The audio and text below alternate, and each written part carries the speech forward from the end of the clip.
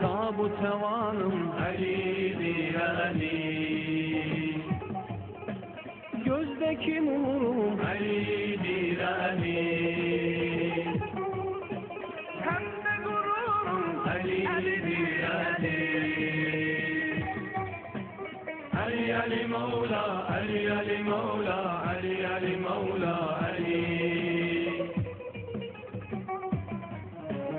Ali Ali Mevla, Ali Ali Mevla, Ali Ali Mevla, Ali. Ali Ali Mevla, Ali Ali Mevla, Ali Ali Mevla, Ali. Ali Ali Mevla, Ali Ali Mevla, Ali Ali Mevla, Ali. Alem eserine Ali'dir Ali. İslam'a rehber Ali'dir Ali. Şafi mahşer Ali'dir Ali. Sadık olsa Ali'dir Ali. Ali Ali Mevla, Ali Ali Mevla, Ali Ali Mevla, Ali. Ali Ali Mevla, Ali Ali Mevla, Ali Ali Mevla, Ali.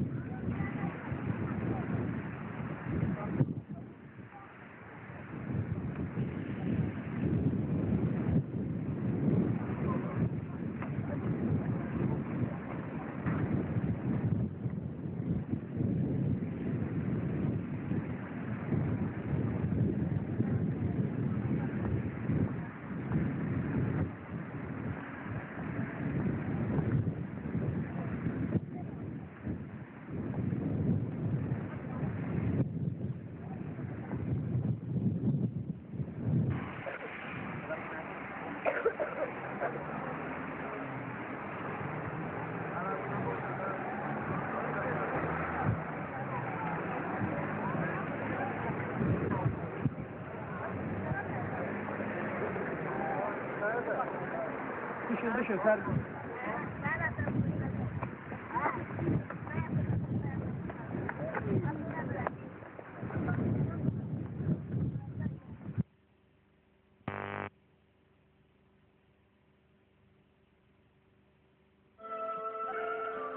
Bəndələrim məni səndən soruşsalar, bilən ki, mən yaxınam. Mənim günahkar bəndələrim. Necə ata oğlunu nəvaziş eləyəndə deyər övladın, oğlum, Allah da günahkarlarla belə danışır, günahkarların nəvaziş eləyir. Deyir, mənim günahkar bəndələrim, deyir, günahkar insanlar.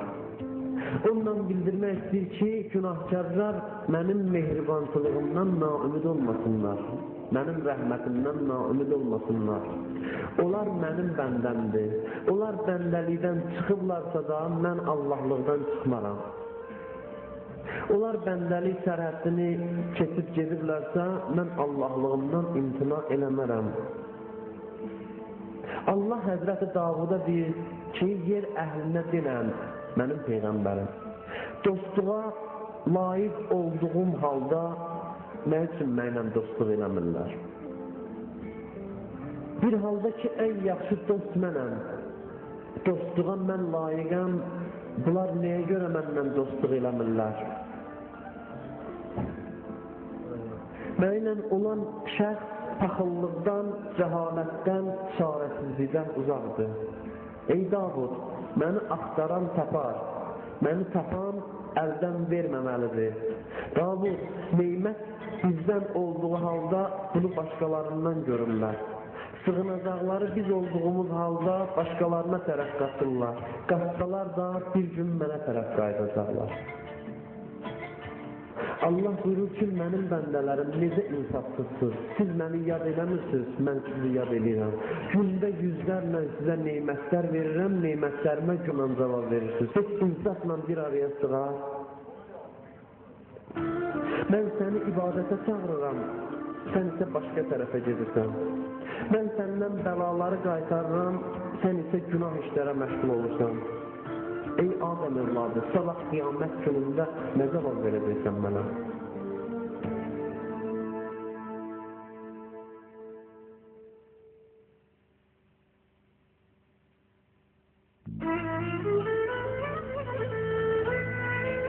Bizdən baxıram günahlarıma, özümə və günahlarıma baxanda dəhşət məni bürüyür, qorxu gəlir mənə.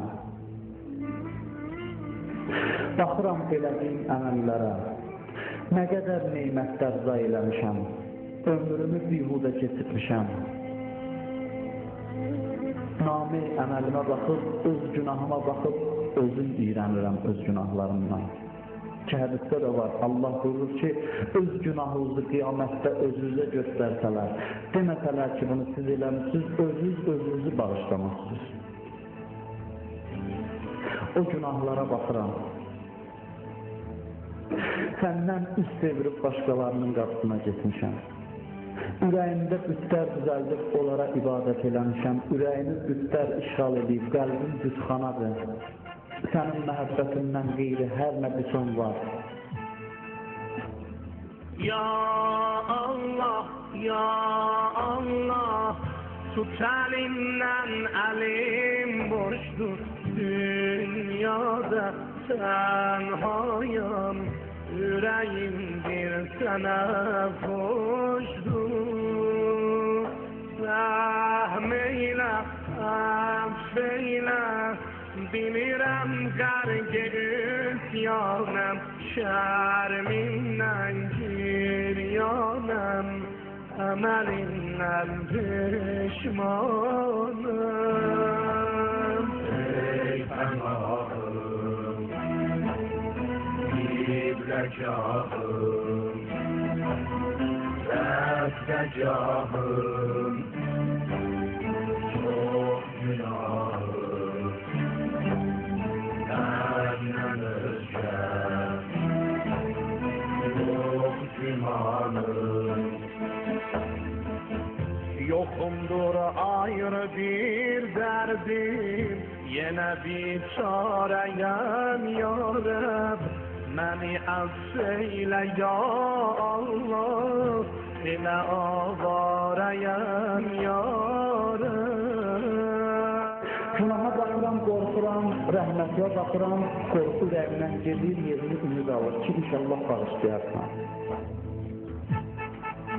Mən o kəsə bənzəyirəm ki, ona çıraq verirlər, işıq verirlər ki, öz yolunu işıqlandırsın, o paltarını əsərini yandırır. Günah etsin dedim sən tək, Hudai mehrebanim var, temelsiz bir Müslümanım.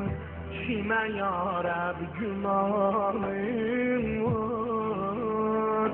Kıyamette bize rahmet, aziz Allah, azim Allah, gafur Allah, vedud Allah, Rauf Allah, Rahim Allah.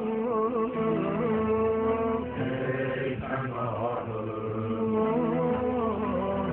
İblecahım, Ebdecahım, günahım, senden özge.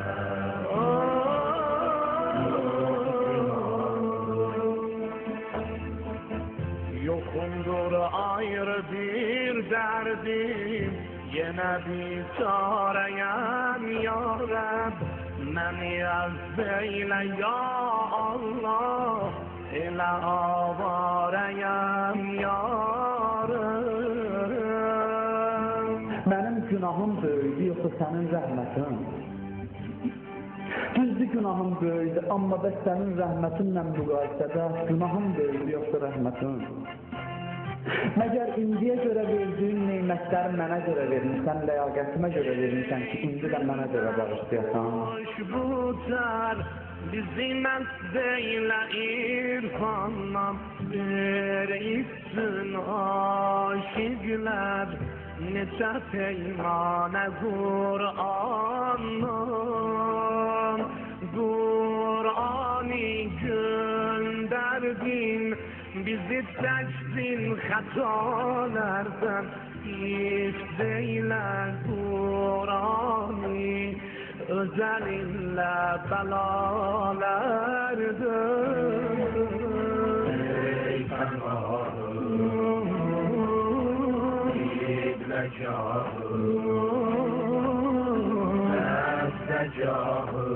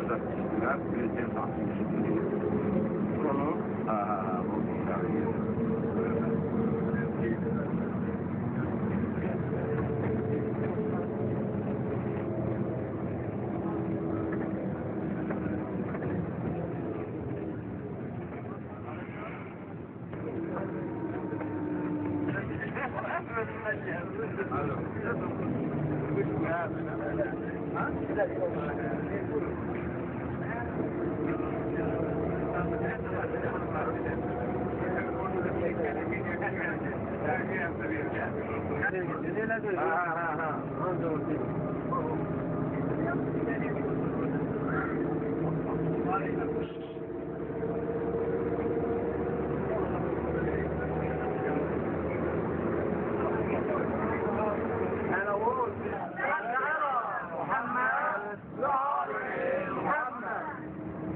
Həzrət Əli Əleyhisselamın qardaşı Cəfər Təyyar.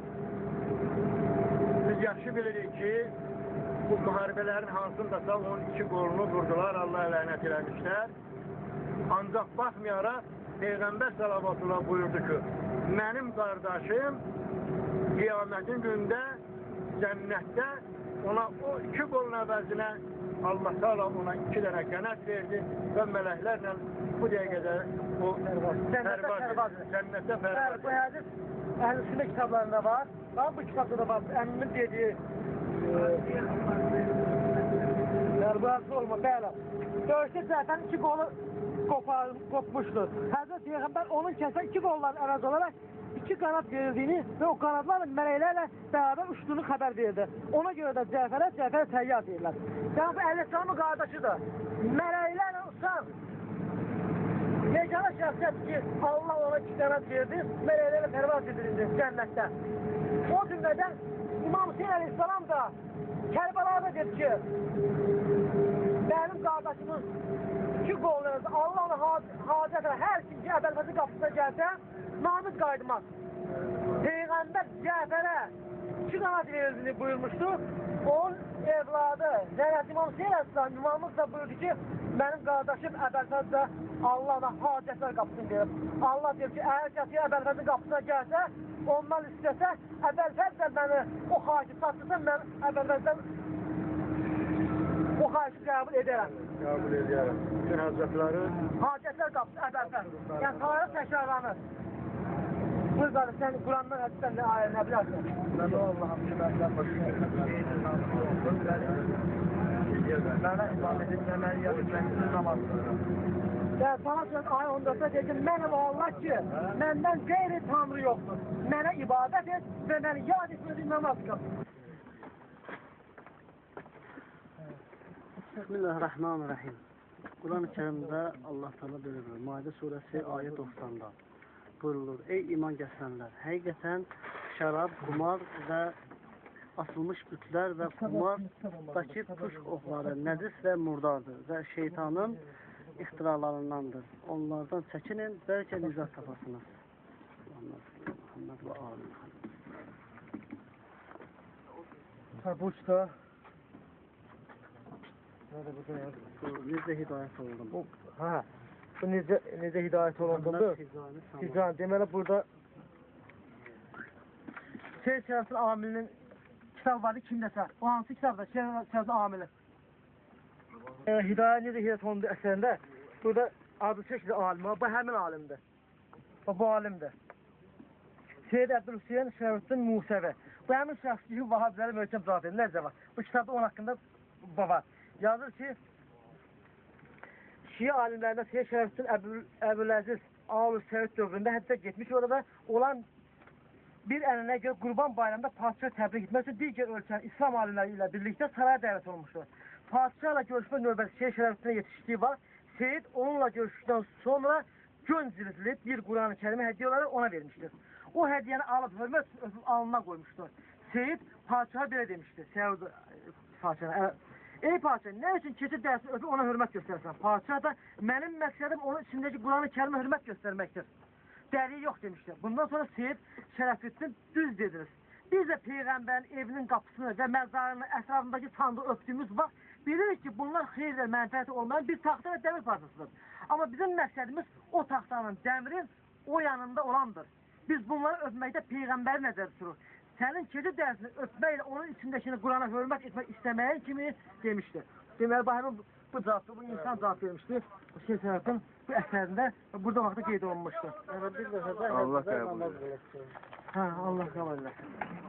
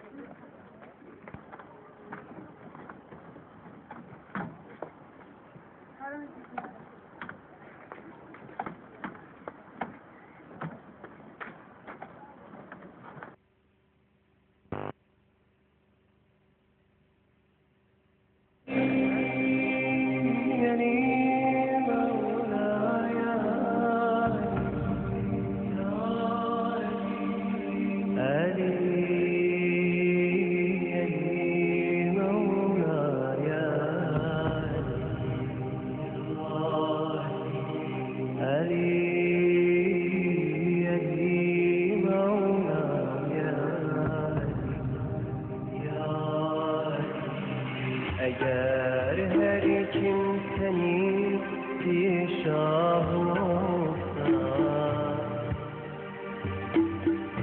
eğer her kimsenin bir şahı olsa,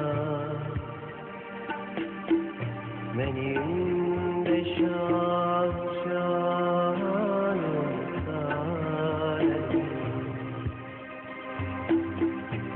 benim de şah olsa,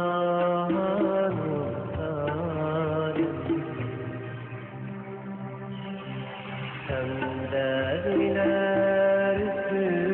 Allah şefaatı,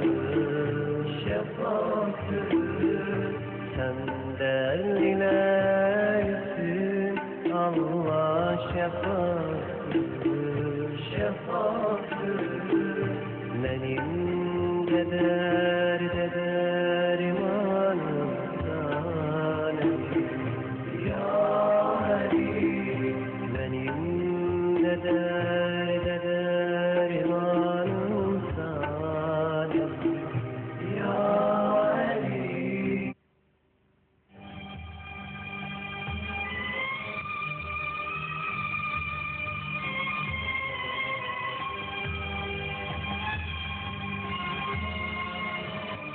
Çəkdi ürəyimin başına sıx.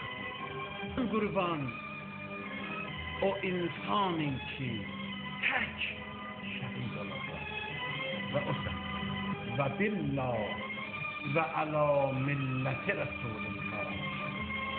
Mən Peyğəmbərin dinində dünyadan gedirəm. Ondan sonra deyir, gördük, hamı eşitdi. Cəbrəil göydə səslənir. Təhəddəməz vəllah ərkan olduqa. Hidayətin sütunların yıxdılar. Vəntəməsət vəllah nucumus səma. Göyün ulduzlarının nurun aldılar. Qutilə İbn-i Əmmi Muhammedinil Mustafa. Peyğəmbərin əmisi oğlunu öldürdülər. Qutilə Əliyyunil Murtəza. Aliyə Mürtəzanı öldürdülər. Qutilə vəllah Seyyidül Avsiya. Bütün vəsilərin hamısının ağasını şəhid elədilər. Qətələhu əşqəl əşqiya. Ən bədbəxt adam Əlini öldürdü. Cəbrəilin səsini hamı eşitdi. Qızlar evdə eşitdilər. Onda de gördüm xanım Zeynəb, Gülsum, əllər başında, va əbəta, va əliyya, diyə çıxdılar evdən. İmam Həsən ağa gəldi, dayandı, baxdı atasına, dedi, bu müsibətə dözmək həqiqətən çətindir. Atacan, mənim belim sındı. Həzrət baxdı, bir cümlə orada dedi. Dedi, oğlum, heç narahat olma. Sakit ol. Aton Əli bugündən rahat olsun. Aton Əlinin day bugündən qəmi yoxdur.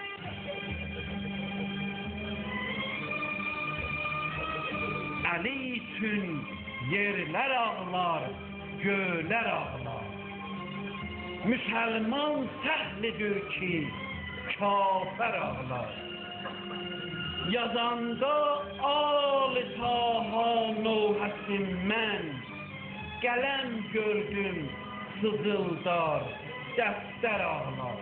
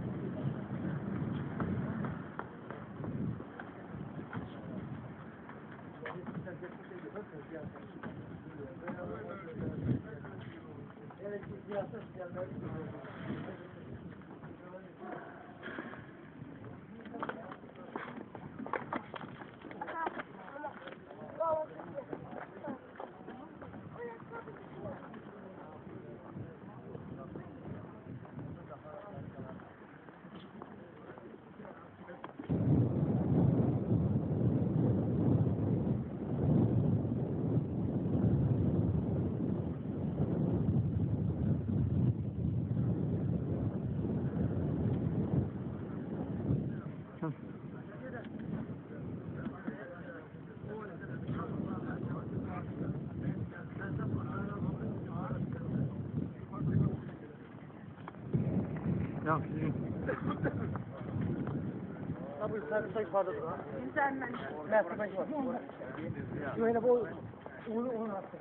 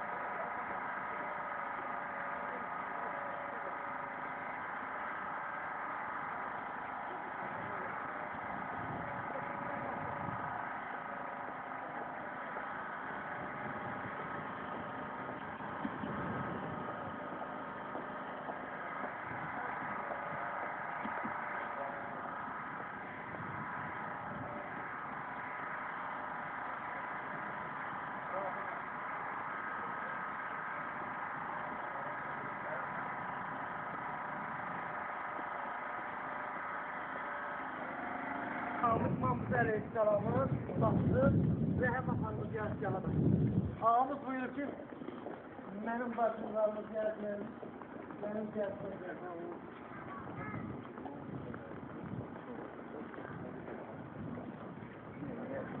Hadi salavat diyorlar var. Allah!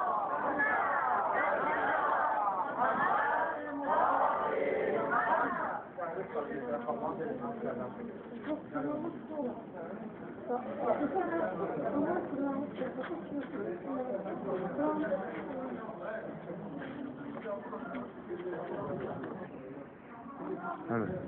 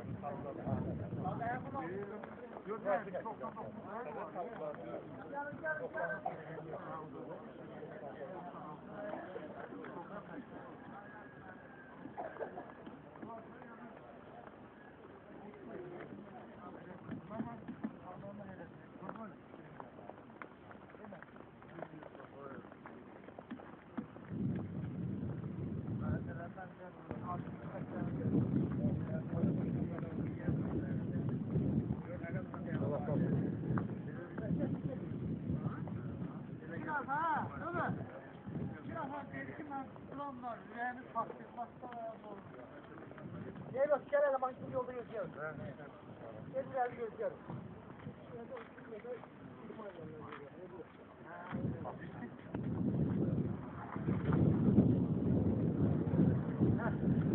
Bu kimdir çaldı o?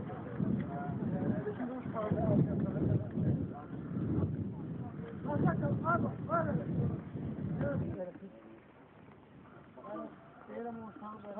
Gel. Çok sağ olun. Gel.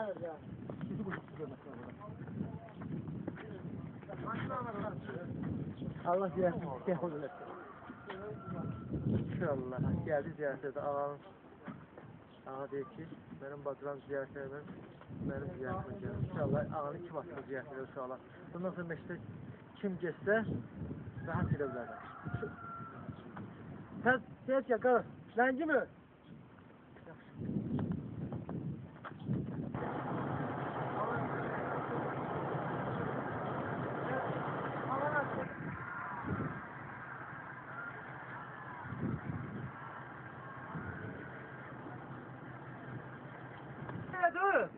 Bak bu yazık her ikili kağıtta dünyası derkenler dünyasından. Mesela başka bir eləmir. Çünkü ben de görsem her yerde bu kadar hara gelir gör. Sofyada yazılır, bizde yazılır, özümüzde. Her özüm fikirleşmesin. Öyle değil mi? Hamını fikirleşmesin. Sen bir güvence kız neler kalır, bir fikirleşmesin. Peygamber bu birimizin savaşında ehtiyatlı adamsın. Birimizin gelme sındırır. Müminin gelme sındırır, Kəbəni dağıtmış kimi de. Şimdi sen de görün ben, sen rengidir. Sen bir nerede oturun gelme sındırırsan, sen de hayır sen ziyaretin. Çalışma lazımdı. Şimdi birimize havallık verir. Ve incilik kalmıyor. Birimize havallık olmur.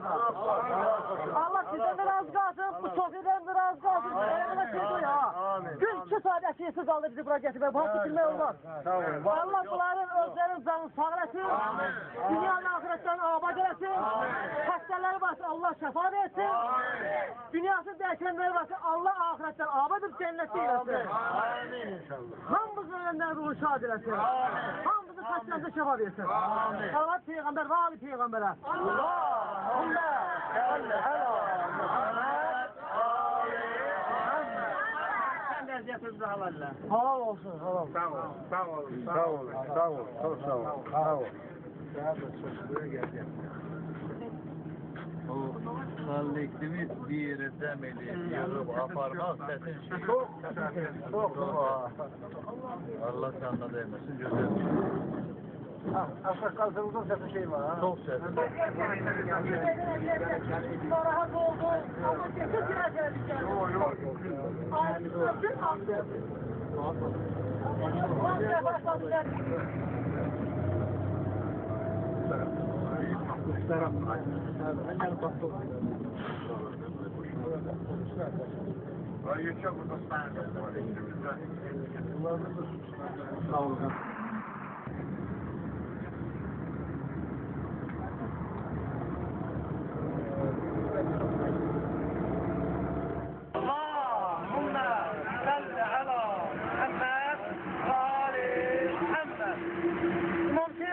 Böyle bir kelam var ki, her kim Allah'ın razılığını, cemaatin qəzəbi kazansa, Allah onu cemaatin mühtaç etmez ve ondan razı kalar.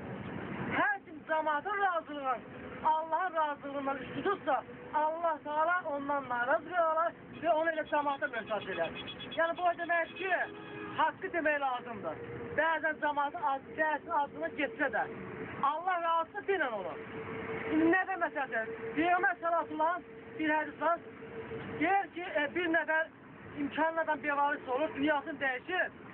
Dünyasında da böyük vacibət qoyur. Peyğəmbərin çağırdılar, deyəcək ki, bunu öz əlinə ehsan elə.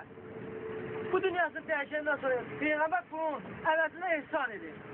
Bir nəfər, yəni məni özüm kimi məsələcək, bir yazın özünə düşən payı, vurur qolsuna 2 kilo qən, biraz çayı, yəni unu deyilə gedir. Peyğəmbər çağırır. Gələr burada, gəl bura, gəlir. Niyə narazılıq eləsən? Deyir, yox, Peyğəmbər, bu adam bu dünyada milyoner idi. Bir cənnətdə yaşayırdı. Dünyasını dəyişdi, 1 milyon manat pul qoyub getsin, sən də onu ehsan edirsən. Ahirətini qazandı. Deyir, yox, and olsun canım əlində olan Allaha. Bu adam sağlığında ehtiyacı olana bir dənə kurmanı verseydi, qoyub getdiyi 1 milyon dinardan 1 milyon manatdan üstün idi. Yəni, büyün bəzən biz ehsan ediyoruz, zamada xadır, tərifə desinlər. Barəsində söhbət elədi, israfçılıq həqiqətən də haramdır, haramdır.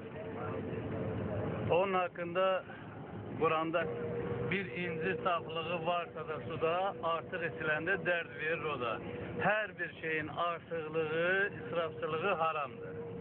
Quranın Zilzal surəsinin axırıncı ayələrində buyurur ki, فَمَنْ يَعْمَلْ مِسْقَالَ زَرَّةٍ خَيْرًا يَرَى وَمَنْ يَعْمَلْ مِسْقَالَ زَرَّةٍ شَرًّا يَرَى. Hər kəs ki, bir miskal ağırlığı dərəcəsində xeyir əməl eləyərsə, özü üçün eləyir, yaxud şər əməl eləyərsə, bir miskal ağırlığı dərəcəsində yenə özü üçün eləyir. Hər bir kəsin bu dünyada əkdiyi, biçdiyi nədirsə, əməli Allah'ın verəm öz izzət-i cəlalı xatirinə o dünyada sağ əlinə verilsin. Nami əmalı. Onda bilirsən ki, hər bir kəs özünün düz əməllərin yaxşı bir uzə verər. Yaxşı əməlləri yerinə yetirər. Pis əməllərdən uzaq olar. Allah bizim cəmaatı bir-birinə mehriban eləsin və sözü eşitsinlər. Məclislərdə biz də deyirik, axund da deyir, qeyrilərdə, din əhli də deyir, başa düşənlər hamısı deyir ki, israfçılığa yol verilməsin. Hüzürlərdə tutaq ki, qardaşoğlu çox düzgün buyurdu ki, 5.000 dollarlıq deyək ki, yemək verir. İnsan onun sağlığında əgər bir şəxsə hər hansı bir yardımı eləyərsə, hüzüründə verilən o 5.000 dollarlıq yemək içməkdən daha üstün olar. Və yaxud görürsən ki, Risalədə buyurur ki, qəbri təmir eləmək məkruhdur. Bizim təmir eləmək var nə dursun, üstəlik üstündə əlavə tikinti işləri aparırıq. Bir 3.000-4.000 dollarlıq baş daşı qoyuruq. Onun kimə nə xeyri var? O ölüyə bir zərrə qədər xeyri varmı? Heç bir dərəcədə xeyri yoxdur. Allah bizləri yenə deyirəm, o israfçılıqdan uzaq eləsin, bir-birimizə rahı mehriban eləsin və bizim xalqın üstündən yaman yerləşdirməsin. Amin.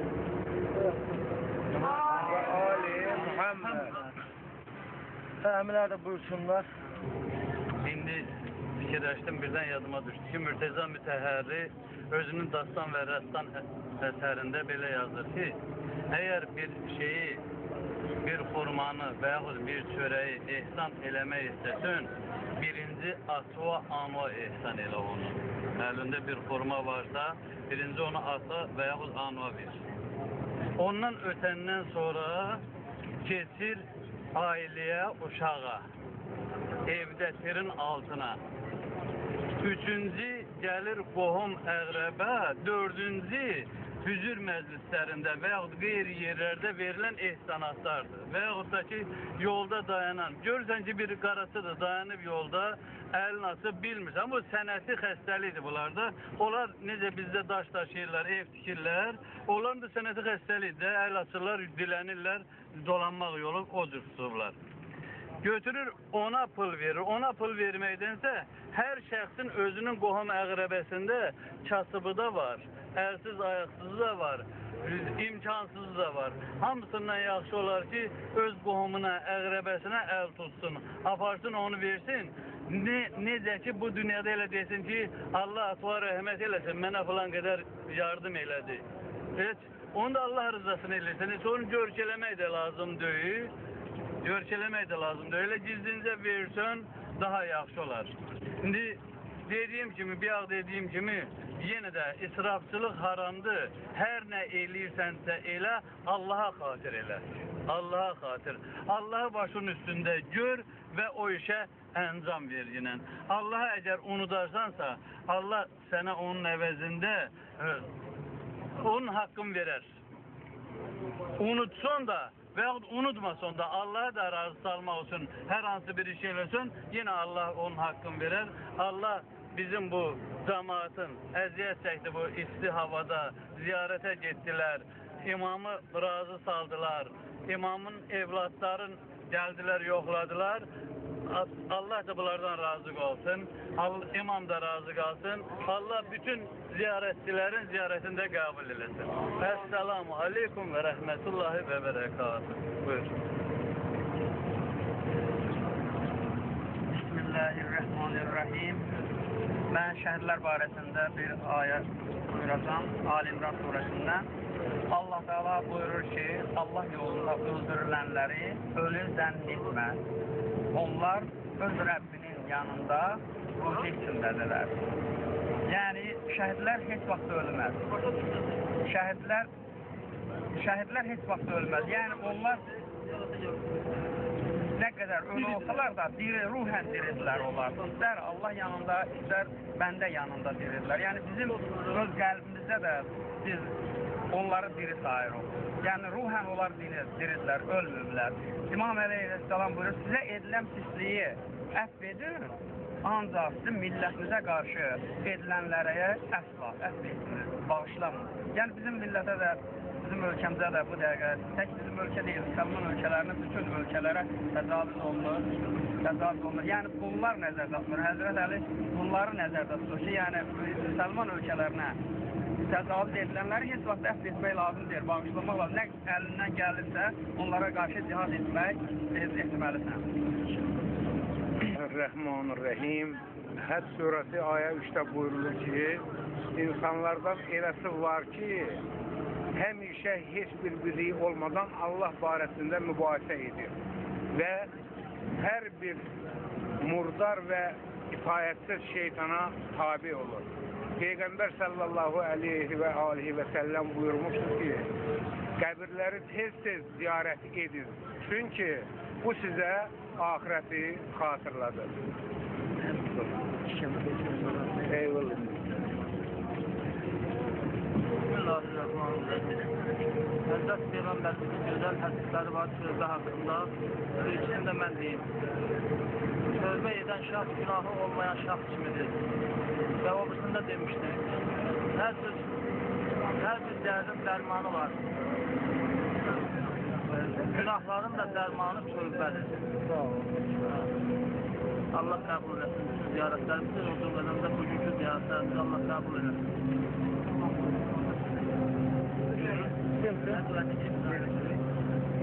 İbrahim suresi aya 31'de Allah Teala böyle buyurmuştur ki, iman getiren bendelerime de ki namaz kılsınlar ve onlara verilen ruzi bereketler Allah yolunda xərcləsinlər. Hiçbir alışveriş ve dostluğun olmayacağı gün. Hiçbir alışveriş ve dostluğun olmayacağı gün Allah Teala burada işare edilir kıyamet gününe. Yani o güne kadar diyelim ki o gün insanlara o verdiğimize göre değer versin Allah Teala. Bismillahirrahmanirrahim. Tövbe suresi aya 79'da buyurur.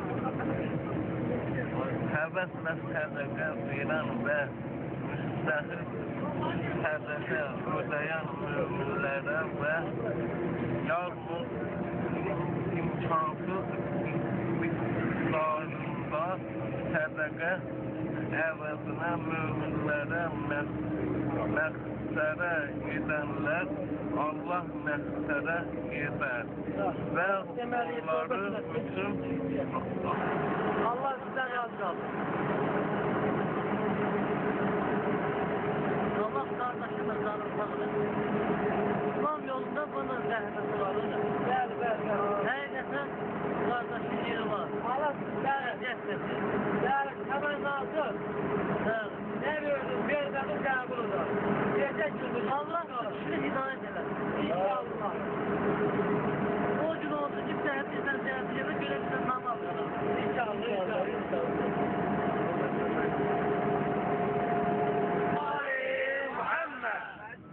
İndi ağsaqqalımıza bir kəlmə söz desin indi. Bunlarla yekunlaşdırırıq inşallah ziyarətimizi. İmam-ı Aleyhisselamın inşallah gündən sonra kim məşəyi ziyarətini etsə, belə ürək asılığına gəlsin. Ağa buyur ki, mənim bacam ziyarət eləmiş, mənim ziyarətimə gəlmiş. Biz ağanın razılığını aldıq. İnşallah ağsaqqal bir kəlmə desin. Qardaşoğlu çox gözəl buyurur ki, ağanın fərmayişiydi, bacıların ziyarət etmədən onun yanına gelməsinlər.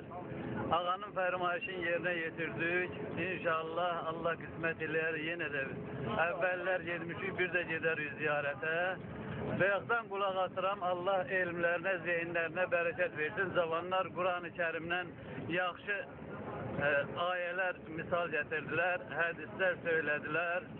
Deyim ki, Quran-ı Kərimdən gətirilən misalların qarşısında heç nə demək olmaz. Ancaq onu təsdiqdən qeyri bizim əlimizdə ixtiyarımız yoxdur ki, onun qarşısında, əstəğfurullah, Allahın sözünün qarşısında nə deyə bilərik? Ancaq mən bir sözü Nizami Gəncəvinin Pirlər Xəzinəsi kitabından müridlə şeyxin, pirin söhbətin, hekayətin demək istəyirəm. Oradan nəsə insanlar özünə götürə bilərlər. Deyir, Pirlər məmləkətində kamil pirlərdən biri yola çıxdı, yanında minlərlə müridləri. Gül də yolda veribdir deyə mürşid müridlərinə bir gül etdi hədiyyə. Şeyxə bütün müridlər bərk etiraz etdilər. Yalnız qaldı bir nəfər, baş götürüb getdilər. Sual verdi pir ona təəccüblə, maraqla. Hamı getdi, sən qaldın. Nədir məqsədin bala? Mürid cavab verdi ki, ey yeri qəlbim olan. Ayağının tozudur başımın tacı inan. Yellə gəlmişəm məyər buradan gedəm yellə mən. De hansı od, hansı tufan qoparar səni məndən. Toz yüngül olduğundan tez qonar, tez də uçar. Daim yer dəyişənlər bir yerdə tutmaz qərar. Vüqarlı uca dağlar yavaş yavaş böyüyür. Səbirli sabitdir ki, əzəmətli dağ olur. Sən ki eşşək deyilsən, əl çək bədən yükündən.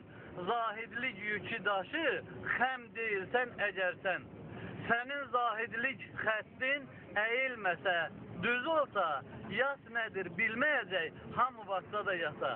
Biz əgər bu yolları düz tutsoq, zahidlik yolun, ibadət yolun düz tutsoq, hamı çox gözəl yaşayar, ham da bir-biri gözəl başa düşər. Sağ olsunlar uşaqlar, çox gözəl sözlərə işarə vurdular. Allah ömrünüzə bərəkət, ömrünüzə bərəkət verir. Allah bərəkət. Bismillahirrahmanirrahim. Allahu samad, lem yelid ve lem yulad, Allahu kufuven. Bismillahirrahmanirrahim. İnna a'tayna kal-kawsar ve salli li rabbika wanhar. İnna şani'eke huvel abtar. Sağ olun.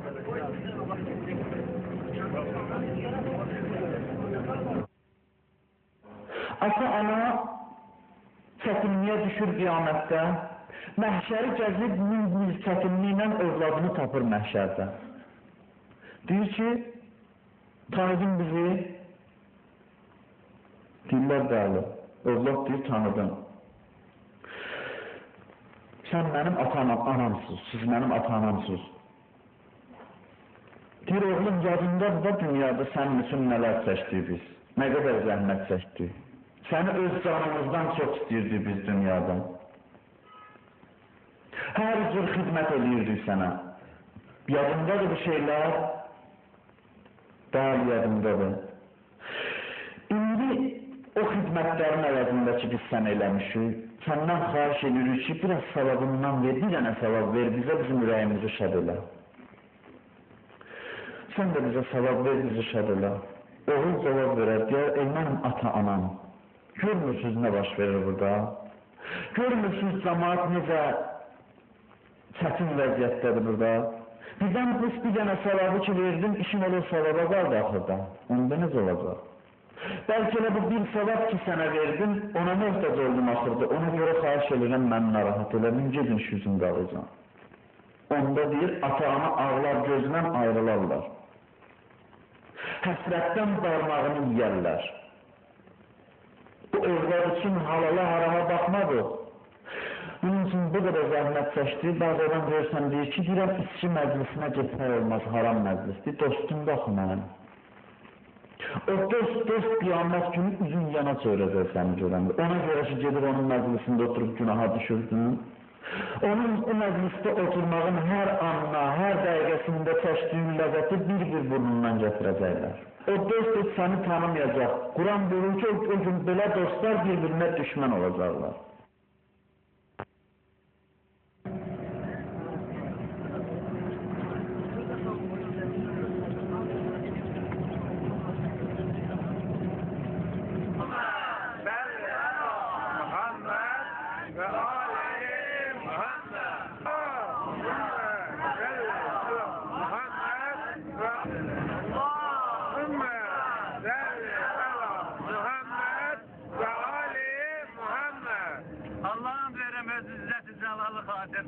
Subaylarımıza halal aileler nasip eləsin.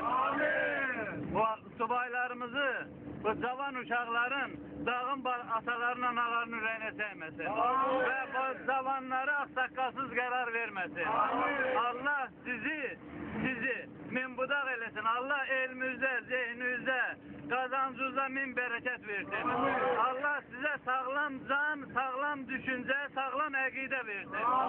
Allah imanınızı bir daha kamil eləsin. Amin. Allah Peyğəmbər Ali Peyğəmbər. Allahümme